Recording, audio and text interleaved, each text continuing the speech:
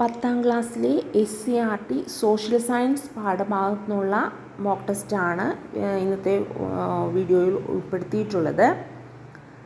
Chapter ഋതുഭേദങ്ങളും സമയവും.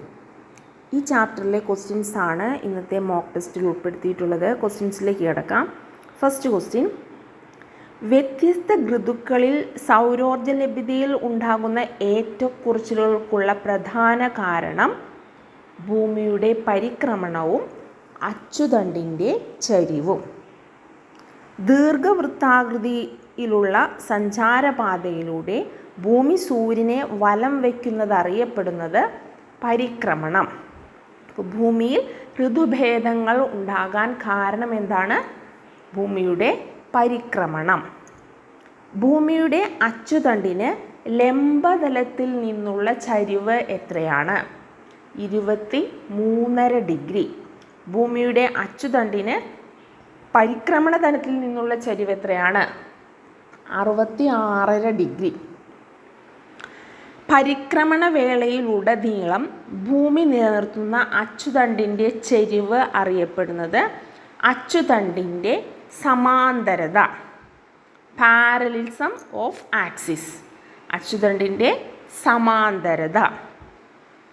ഭൂമി സൂര്യനോട് ഏറ്റവും അടുത്തു വരുന്ന ദിവസം അറിയപ്പെടുന്നത് സൂര്യസമീപനം അഥവാ പെരിഹീലിയൻ. സൂര്യസമീപന ദിനങ്ങളിൽ ഭൂമിയും സൂര്യനും തമ്മിലുള്ള അകലം എത്രയാണ്? 147 ദശലക്ഷം കിലോമീറ്റർ. ഭൂമി സൂര്യനോട് ഏറ്റവും സൂര്യസമീപന ദിനം എന്നാണ്. സൂര്യസമീപന ദിനം ജനുവരി 3 അപ്പോൾ ഭൂമി സൂര്യനോട് ഏറ്റവും അടുത്തു വരുന്ന ദിവസമാണ് പെരിഹീലിയൻ അഥവാ സൂര്യസമീപനം. സൂര്യസമീപന ദിനം ജനുവരി 3. സൂര്യസമീപന ദിനങ്ങളിൽ ഭൂമിയും സൂര്യനും തമ്മിലുള്ള അകലം 147 ദശലക്ഷം കിലോമീറ്ററാണ്. ഭൂമി സൂര്യനോട് ഏറ്റവും അകന്നു പോകുന്ന ദിനം അറിയപ്പെടുന്നത് സൂര്യവിദൂര ദിനം അഥവാ അപ്ഹീലിയൻ. സൂര്യവിദൂര ദിനം അറിയപ്പെടുന്ന മറ്റൊരു പേരാണ് സൂര്യോച്ചം. സൂര്യവിദൂര ദിനം അനുഭവപ്പെടുന്നത് ജൂലൈ 4. സൂര്യവിദൂര ദിനത്തിൽ ഭൂമിയും സൂര്യനും തമ്മിലുള്ള അകലം 152 ദശലക്ഷം കിലോമീറ്റർ.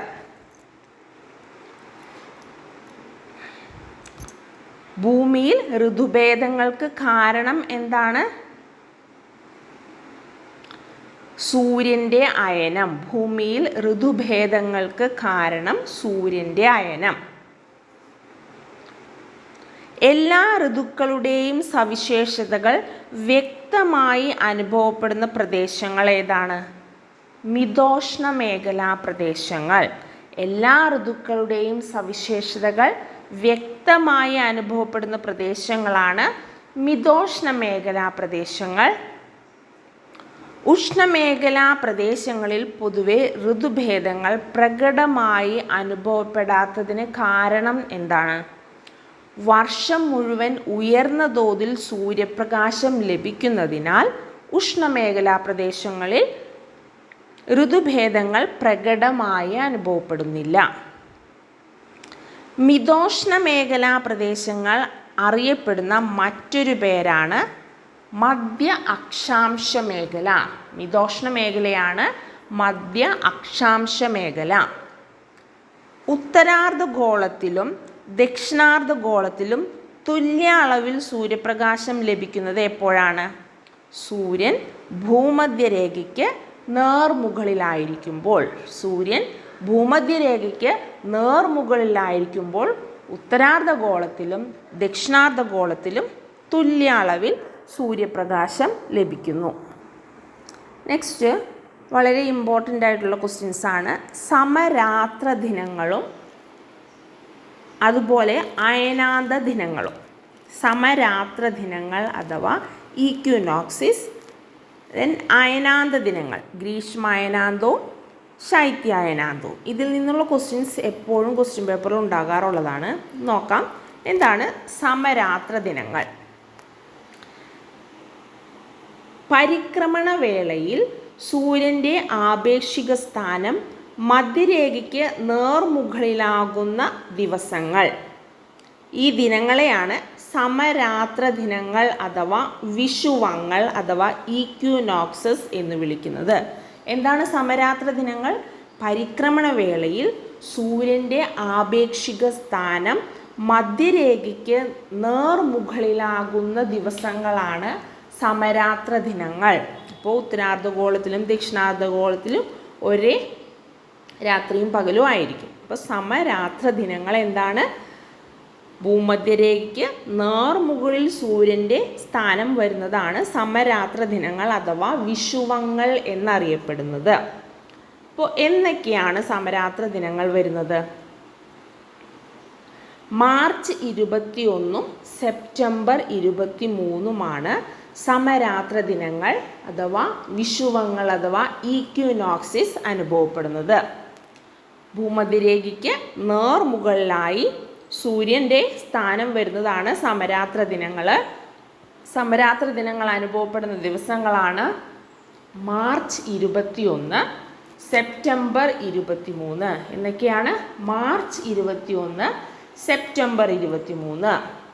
അപ്പോൾ സമം ഓർത്തിരിക്കാനായിട്ടുള്ളൊരു കോഡാണ് സമം. സമരാത്ര ദിനങ്ങളിൽ സമം മാസേ, സമം തിരിച്ചിട്ട് കഴിഞ്ഞാൽ മാസേ. അപ്പോൾ മാർച്ച് 21 സെപ്റ്റംബർ 23. മാർച്ച് 21 സെപ്റ്റംബർ 23 സമരാത്ര ദിനങ്ങൾ മാസേ. March 21 September 23. അടുത്തത് ഗ്രീഷ്മായനാന്തവും ശൈത്യ അയനാന്തവും. എന്താണ് ഗ്രീഷ്മ അയനാന്തം? മാർച്ച് 21 സമരാത്ര ദിനം വരുന്നതെന്ന് പറഞ്ഞു. മാർച്ച് 21 സെപ്റ്റംബർ 23 സമരാത്ര ദിനം വരും. അപ്പോൾ മാർച്ച് 21 മുതൽ മാർച്ച് 21 സൂര്യൻ മധ്യരേഖയിലാണ് നിൽക്കുന്നത്. ഭൂമധ്യരേഖയ്ക്ക് നേർമുകളിലാണ് സൂര്യൻ നിൽക്കുന്നത്. അപ്പോൾ മാർച്ച് 21 മുതൽ മധ്യരേഖയിൽ നിന്നും വടക്കോട്ട് അയനം ചെയ്ത് ജൂൺ 21 സൂര്യൻ ഉത്തരായന രേഖയ്ക്ക് നേർമുകളിലെത്തുന്നു. ഉത്തരായന രേഖ എന്ന് പറയുമ്പോൾ 23.5 ഡിഗ്രി വടക്കാണ്. അപ്പോൾ മാർച്ച് 21 സമരാത്ര ദിനമാണ്. ആ മാർച്ച് 21 മുതൽ മധ്യരേഖയിൽ നിന്നും വടക്കോട്ട് അയനം ചെയ്ത് ജൂൺ 21 സൂര്യൻ എവിടെ എത്തും? ഉത്തരായന രേഖയ്ക്ക് മുകളിലെത്തും. അതായത് 0 ഡിഗ്രിയിൽ നിന്നിരുന്ന സൂര്യൻ വടക്കോട്ട് അയനം ചെയ്ത് 23.5 ഡിഗ്രിയിലേക്ക് എത്തും. ഉത്തരായന രേഖയിൽ 23.5 ഡിഗ്രി എത്തും. 23.5 ഡിഗ്രി നേർമുകളിലെത്തും. ഇതിനെയാണ് ഗ്രീഷ്മായനാന്തം എന്ന് പറയുന്നത്. അപ്പോൾ ഗ്രീഷ്മായനാന്തം വരുന്നത് എന്നാണ്? ജൂൺ 21. ഗ്രീഷ്മായനാന്തം ജൂൺ 21. ഗ്രീഷ്മായനാന്തം ജൂൺ 20. എന്താണ് ഗ്രീഷ്മായനാന്തം? മാർച്ച് 21 സമരാത്ര ദിനമാണ്. മാർച്ച് 21 വിഷുവമാണ്, സമരാത്ര ദിനമാണ്, ഈക്വിനോക്സിസ് ഡേ ആണ്. അന്ന് മാർച്ച് 21 മുതൽ മധ്യരേഖയിൽ നിന്നും വടക്കോട്ട് അയനം ചെയ്ത് ജൂൺ 21 സൂര്യൻ ഉത്തരായന രേഖയ്ക്ക് നേർമുകളിലെത്തും. 23.5 ഡിഗ്രി വടക്ക്. അപ്പോൾ ജൂൺ 21 എന്ത്? ഗ്രീഷ്മായനാന്തം. ജൂൺ 21 ഗ്രീഷ്മായനാന്തം. ഇനി എന്താണ് ശൈത്യായനാന്തം? സെപ്റ്റംബർ 23 സമരാത്ര ദിനമാണെന്ന് നമ്മൾ പഠിച്ചു. സെപ്റ്റംബർ 23 മുതൽ മധ്യരേഖയിൽ നിന്നും സൂര്യൻ എങ്ങോട്ട് അയനം ചെയ്യും? തെക്കോട്ട് അയനം തുടരുന്ന സൂര്യൻ ഡിസംബർ 22 ദക്ഷിണായന രേഖയ്ക്ക് അതായത് 23.5 ഡിഗ്രി തെക്ക് ദക്ഷിണായന രേഖയ്ക്ക് നേർമുകളിൽ എത്തുന്നു. ഇതാണ് ശൈത്യ അയനാന്തം. ശൈത്യ അയനാന്തം അനുഭവപ്പെടുന്നത് ഡിസംബർ 22. ശൈത്യ അയനാന്തം ഡിസംബർ 22. ശൈത്യ അയനാന്തം ഡിസംബർ 22. അപ്പോൾ നമ്മൾ സമരാത്ര ദിനം എങ്ങനെയാണ് പഠിച്ചത്? സമം മാസേ. March 21 September 23. ഇനി അയനാന്തം പഠിക്കാനായിട്ട്, അയനാന്ത ദിനം പഠിക്കാനായിട്ട് June 21 December 22. June 21 December 22. March 21 മുതൽ ജൂൺ 21 വരെ ഉത്തരാർദ്ധഗോളത്തിൽ പൊതുവെ അനുഭവപ്പെടുന്നത് ഏത് കാലമാണ്? വസന്തകാലമാണ്. ശൈത്യകാലത്തിൽ നിന്നും വേനൽക്കാലത്തിലേക്കുള്ള മാറ്റത്തിൻ്റെ കാലമാണ് വസന്തകാലം. വേനൽക്കാലത്തിൻ്റെ തീക്ഷ്ണതയിൽ നിന്നും ശൈത്യകാലത്തിലേക്കുള്ള മാറ്റമാണ് ഹേമന്തകാലം. മരങ്ങൾ പൊതുവെ ഇല പൊഴിയുന്ന കാലം ഏതാണ്? ഹേമന്തകാലമാണ്. അപ്പോൾ എന്താണ് പറഞ്ഞത്? മാർച്ച് 21 മുതൽ ജൂൺ 21 വരെ ഉത്തരാർദ്ധഗോളത്തിൽ പൊതുവെ അനുഭവപ്പെടുന്നത് വസന്തകാലമാണ്. ആ സമയത്ത് ദക്ഷിണാർദ്ധഗോളത്തിലെ ഏത് കാലമായിരിക്കും? ദക്ഷിണാർദ്ധഗോളത്തിൽ ഹേമന്തകാലമായിരിക്കും. മാർച്ച് 21 മുതൽ ജൂൺ 21 വരെ ഗ്രീഷ്മായനാന്തമാണ്. ആ ഗ്രീഷ്മായനാന്ത സമയത്ത് ഉത്തരാർദ്ധഗോളത്തിൽ വസന്തകാലവും ദക്ഷിണാർദ്ധഗോളത്തിൽ ഹേമന്തകാലവുമാണ്. ഇനി ജൂൺ 21 മുതൽ സെപ്റ്റംബർ 23 വരെ ഉത്തരായന രേഖ, സൂര്യൻ എവിടെയാണ്? ഉത്തരായന രേഖയിൽ നിന്ന് ഭൂമധ്യരേഖയിലേക്ക് വരുന്ന സമയമാണ്. അന്ന് ഉത്തരാർദ്ധഗോളത്തിൽ ഗ്രീഷ്മവും ദക്ഷിണാർദ്ധഗോളത്തിൽ ശൈത്യകാലവുമാണ്. ശൈത്യകാലത്തിൽ നിന്നും വേനൽക്കാലത്തിലേക്കുള്ള മാറ്റത്തിൻ്റെ കാലമാണ് വസന്തം. ശൈത്യകാലത്തിൽ നിന്നും വേനൽക്കാലത്തിലേക്കുള്ള മാറ്റത്തിൻ്റെ കാലം എന്താണ്? വസന്തമാണ്. വേനൽക്കാലത്തിൻ്റെ തീക്ഷ്ണതയിൽ നിന്നും ശൈത്യകാലത്തിലേക്കുള്ള മാറ്റമാണ് ഹേമന്തം. ശൈത്യകാലത്തിൽ നിന്ന് വേനൽക്കാലത്തിലേക്കുള്ള മാറ്റം വസന്തം. വേനൽക്കാലത്തിൽ നിന്ന് ശൈത്യകാലത്തിലേക്കുള്ള മാറ്റമാണ് ഹേമന്തം. പൊതുവെ ഇന്ത്യയിലെ ഋതുക്കൾ എത്ര എണ്ണമാണ്? ഇന്ത്യയിൽ അനുഭവപ്പെടുന്ന ഋതുക്കൾ 6 എണ്ണമാണ്. അവ ഏതൊക്കെയാണ്? വസന്തകാലം, ഗ്രീഷ്മകാലം, വർഷകാലം, ശരത്കാലം, ഹേമന്തകാലം, ശിശിരകാലം. വസന്തകാലം, ഗ്രീഷ്മകാലം, വർഷകാലം, ശരത്കാലം, ഹേമന്തകാലം. അപ്പം ഇത് ഓർത്തിരിക്കാനായിട്ട് 2 കോഡ്. ഒന്ന് വഗ്രീവ, അടുത്തത് ശഹശ. വഗ്രീവ എന്ന് പറയുമ്പോൾ വസന്തം, ഗ്രീഷ്മം, വർഷം. ശഹശ ശരത്, ഹേമന്തം, ശിശിരം. വസന്തകാലം മാർച്ച് മുതൽ ഏപ്രിൽ വരെയാണ്. അപ്പോൾ വസന്തകാലം തുടങ്ങുന്നത് ഓർത്തിരിക്കുക.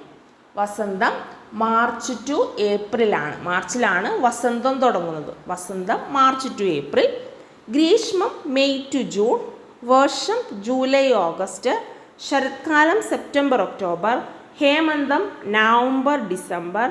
ശിശിരകാലം ജനുവരി ഫെബ്രുവരി. അപ്പോൾ വഗ്രീവ വസന്തം, ഗ്രീഷ്മം, വർഷം. ശഹശ ശരത്, ഹേമന്തം, ശിശിരം. വസന്തകാലം മാർച്ച് ഏപ്രിൽ മാസങ്ങളിൽ. ഗ്രീഷ്മകാലം മെയ് ജൂൺ മാസങ്ങളിൽ. വർഷകാലം ജൂലൈ ഓഗസ്റ്റ്. ശരത്കാലം സെപ്റ്റംബർ ഒക്ടോബർ. ഹേമന്തകാലം നവംബർ ഡിസംബർ. ശിശിരകാലം ജനുവരി ഫെബ്രുവരി.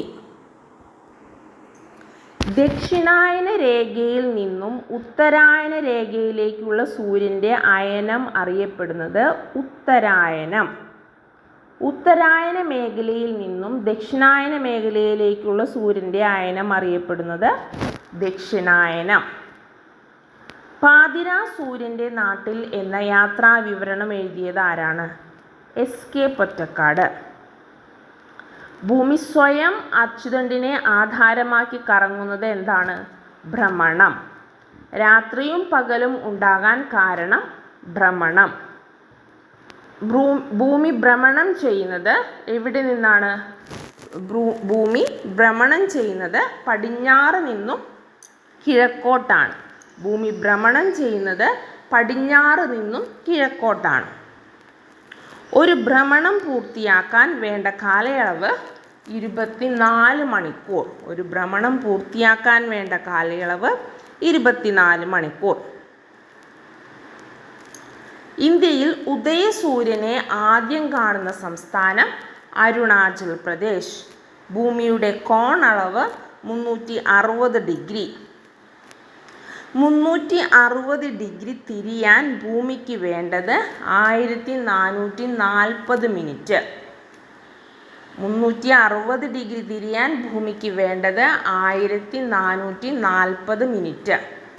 1 ഡിഗ്രി രേഖാംശ പ്രദേശം തിരിയാൻ ഭൂമിക്ക് വേണ്ട സമയം 4 മിനിറ്റ്. 15 ഡിഗ്രി രേഖാംശ പ്രദേശം തിരിയുവാൻ വേണ്ട സമയം 60 മിനിറ്റ് അഥവാ 1 മണിക്കൂർ. 0 ഡിഗ്രി രേഖാംശ രേഖ അറിയപ്പെടുന്നത് ഗ്രീനിച്ച് രേഖ. 0 ഡിഗ്രി രേഖാംശ രേഖ ഗ്രീനിച്ച് രേഖ. ഗ്രീനിച്ച് രേഖ അറിയപ്പെടുന്ന മറ്റൊരു പേര് പ്രൈം മെറീഡിയൻ. ഗ്രീനിച്ച് രേഖയെ അടിസ്ഥാനമാക്കി ലോകത്തെ ഒരു മണിക്കൂർ വീതം സമയവ്യത്യാസമുള്ള എത്ര മേഖലകളായി തിരിച്ചിരിക്കുന്നു? 24. ഗ്രീനിച്ച് രേഖയെ അടിസ്ഥാനമാക്കി ലോകത്തെ 1 മണിക്കൂർ വീതം സമയവ്യത്യാസമുള്ള എത്ര മേഖലകളായി തിരിച്ചിരിക്കുന്നു? 24. മധ്യത്തിലൂടെ കടന്നുപോകുന്ന രേഖാംശ രേഖ അറിയപ്പെടുന്നത് മാനകരേഖാംശം. മധ്യത്തിലൂടെ കടന്നുപോകുന്ന രേഖാംശ രേഖ അറിയപ്പെടുന്നത് മാനകരേഖാംശം അഥവാ സ്റ്റാൻഡേർഡ് മെറീഡിയൻ. ഇന്ത്യയുടെ മാനകരേഖാംശമായി കണക്കാക്കുന്നത് 82.5 ഡിഗ്രി പൂർവ്വരേഖാംശം. ഇന്ത്യയുടെ മാനകരേഖാംശമായി കണക്കാക്കുന്നത് 82.5 ഡിഗ്രി പൂർവ്വരേഖാംശം. അപ്പോൾ മധ്യത്തിലൂടെ കടന്നു പോകുന്ന രേഖാംശ രേഖ ഏതാണ്? മാനകരേഖാംശം അഥവാ സ്റ്റാൻഡേർഡ് മെറീഡിയൻ. ഇന്ത്യയുടെ മാനകരേഖാംശമായി കണക്കാക്കുന്നത് 82.5 ഡിഗ്രി പൂർവ്വരേഖാംശം. 82.5 ഡിഗ്രി പൂർവ്വരേഖാംശത്തിലെ പ്രാദേശിക സമയം അറിയപ്പെടുന്നത് ഇന്ത്യൻ സ്റ്റാൻഡേർഡ് സമയം. 82.5 ഡിഗ്രി പൂർവ്വരേഖാംശത്തിലെ പ്രാദേശിക സമയം അറിയപ്പെടുന്നത് ഇന്ത്യൻ സ്റ്റാൻഡേർഡ് സമയം.